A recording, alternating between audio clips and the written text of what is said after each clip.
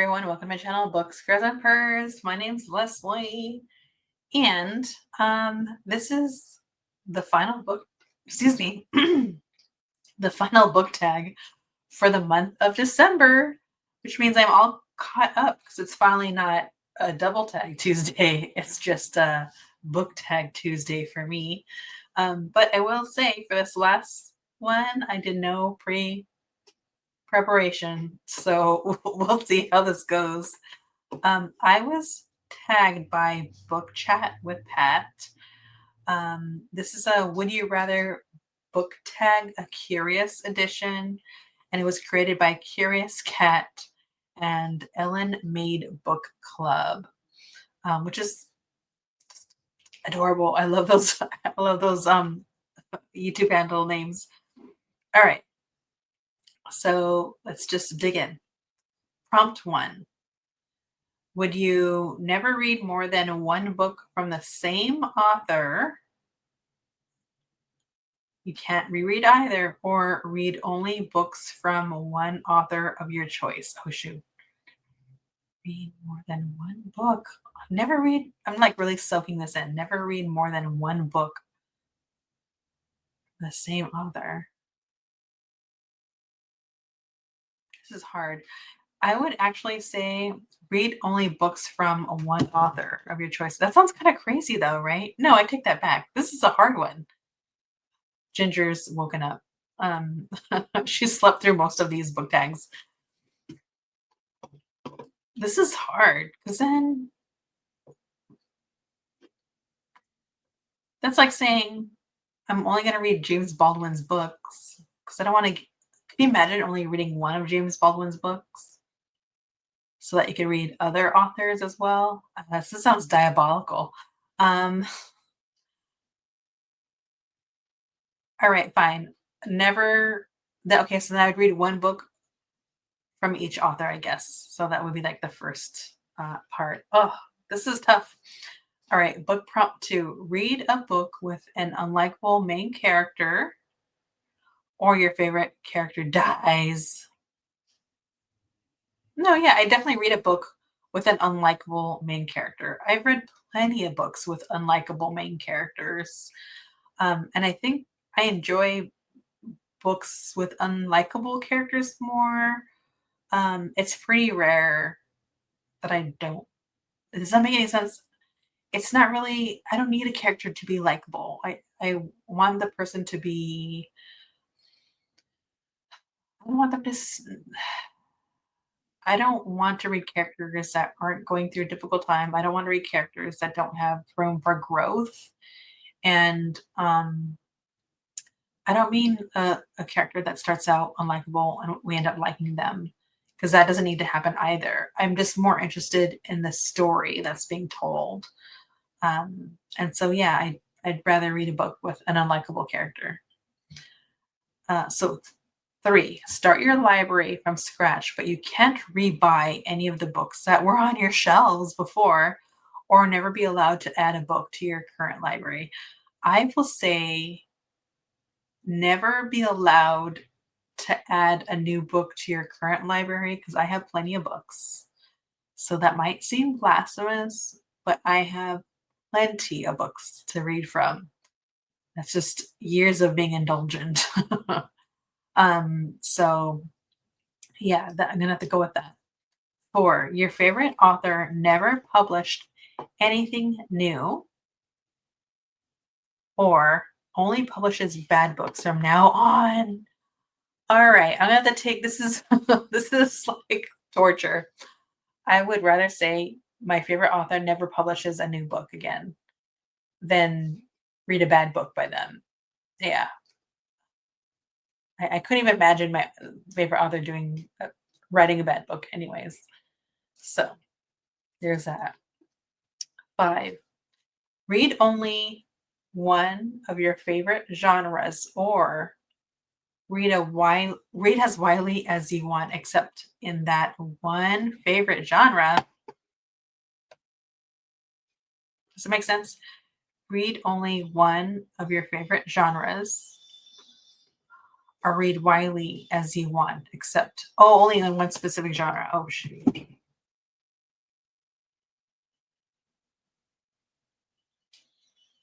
Mm, I'd see only read one of your favorite genres. That is kind of like a tongue twister, that one. At least I know I'll get bangers.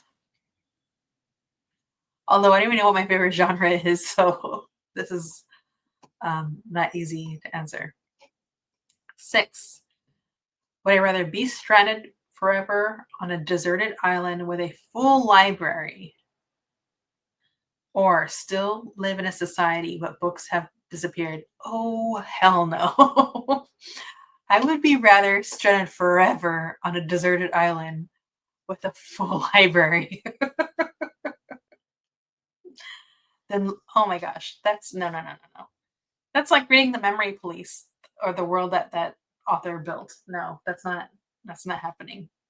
I will be with my books until I die from something that I could be saved from if I was actually in a fully functioning society. All right. 7.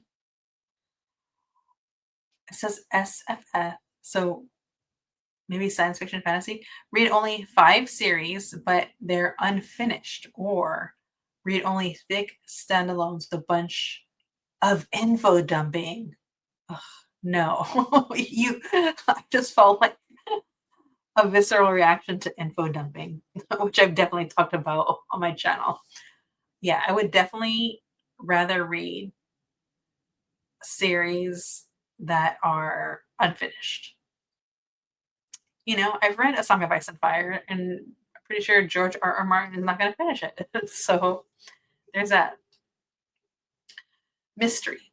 This is number 8.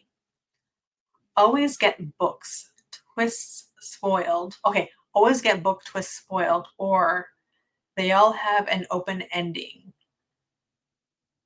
The killer isn't caught. Oh, let me see.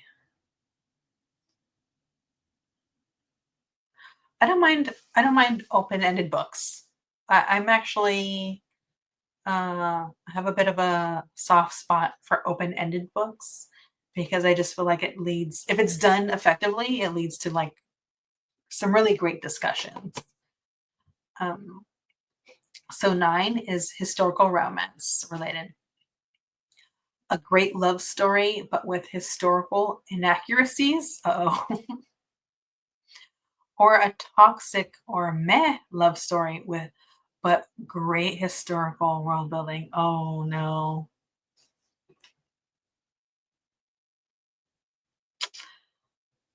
This is a messed up one. Oh. Here's the thing. Oh, is that true? No. I think Margaret Bernard's gonna kill me for this. A great love story, but with historical inaccuracies. I will take that one. I'm I've read a very toxic mad love story that made me very angry this year. Um, whether the description of the location was even correct, who knows? Um, but I would rather read a great love story with historical inaccuracies. All right, 10. Read a book that has the best characters. Um, Plot, writing. You can only choose one, but none of the others. Oh, okay, okay. Read a book that has the best characters, plot, or writing. That's what they're really saying. Shoot.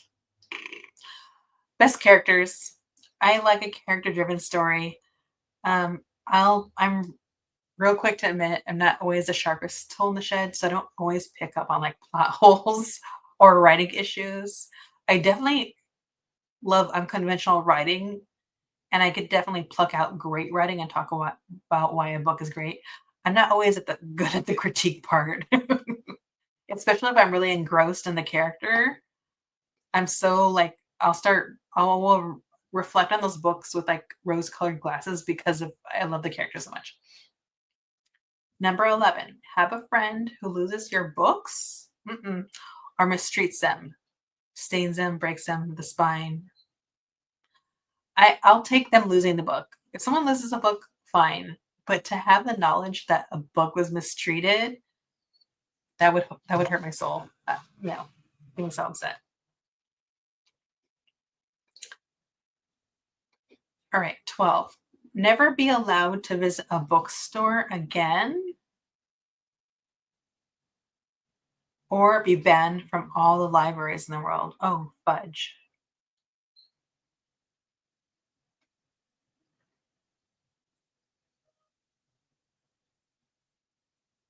This is hard.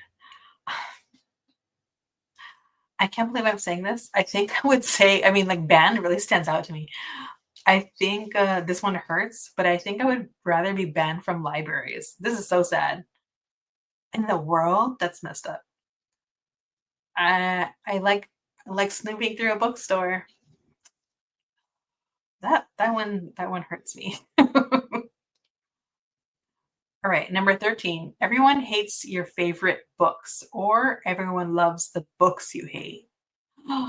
Okay, I will take everyone loves the books I hate hands down over someone disliking the books, my favorite books. That would hurt my feelings. um, because if everyone loves the books I quote unquote hate, you never know. I might be persuaded to see a book in a different light. So I'll go with that. Now, number 14. Only listen to audiobooks narrated by the worst narrator, for example, Mickey Mouse, or only read physical books in terrible lighting. I will take read physical books in terrible lighting because I have done that my whole life. Meaning, I'll read at night with terrible, yeah, with literally terrible, right, lighting, and so I'm accustomed to that. So I'll take that. All right, number 15. Books from the same series collection that don't match, or read books printed in tiny font. Oh, no, no, no. I will take books from the same like a series collection that don't match any day because that's nothing. That's just that doesn't affect the reading experience for me. That's more of an aesthetic choice. Small print is a bane of my existence. I Right behind me, I have some oh, let me see, copies of Anne Rice's books, like the first three.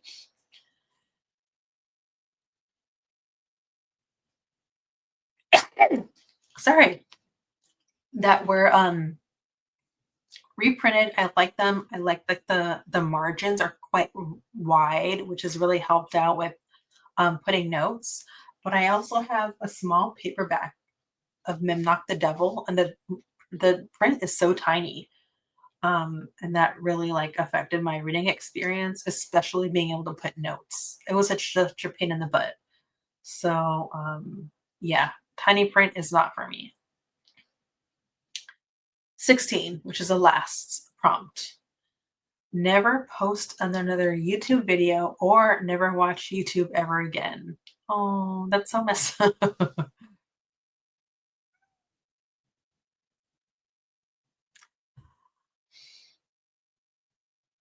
I would take never post another YouTube video, which hurts my heart because I love all the conversations I have with people. It's not really just about the posting, but like just being able to collaborate with others and spend time with people, talk about things that matter to us. But I feel like I could still do the same thing if I'm only in the chat. So I'll go with that. Never post another YouTube video.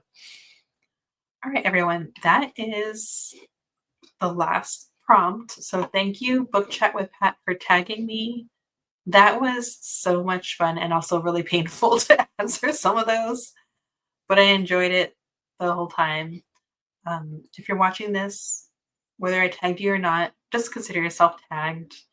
Um, Thank you for going along on this book tag journey because I really did some double tags this year.